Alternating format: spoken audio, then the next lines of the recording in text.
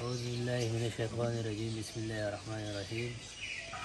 دا ټیم زه اسلام آباد کې یم اسپرټین کې.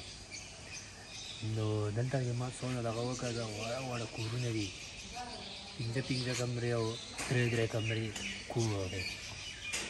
تقریبا په هر کور سره کنې چمن داسې دغه مزدار دغه ورسره جوړ کړی چمن. زه تاسو دا درښیم چې تاسو به دا ووینئ چې دې کې چمنونه خلک څنګه جوړوي.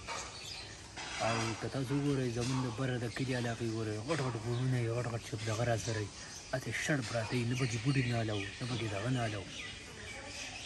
نو زه تاسو ته درښیم، تاسو راځئ وګورئ.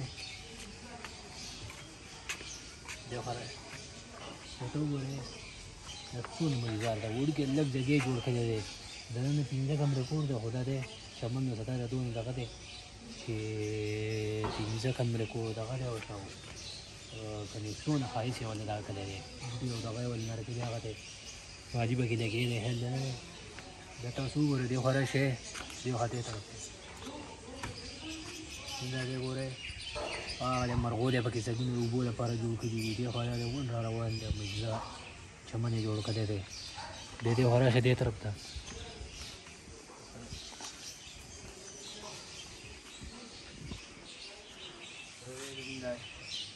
زمونږ د علاقې بوټی نختر هم پکې ولاړ دی.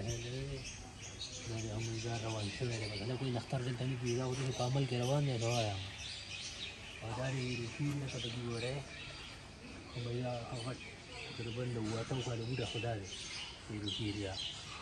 نو زما دا دغه دی او دغه دی د ناستې ځایګۍ پکې ښه معیاري د مازدیګر دپاره پکې د ناستې ځایګۍ هم ښه جوړ کړی.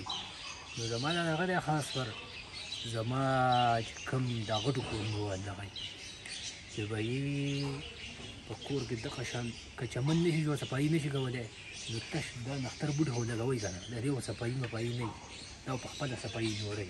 یو ځای کې ولګوئ بس په خپله په هغه ځای ښه مزدار لاندې د کابل هم راخېږي، هر څه راخېږي. نو زما تاسو ته دغه دی چې چمنونه کور کې جوړ کړئ، د هغې خیال ساتئ. خیال په سهار کې پکې ګرځئ، په سهار کې پکې ګرځېدل ډېر ښه وي. په مازدیګر کې نو چې پیاله کې پکې ګرځئ، په چپلو کې نه، دا بیا دغه کېږي ګندګي پکې راځي. نو بس زما دغه یو څو خبرې. والسلام.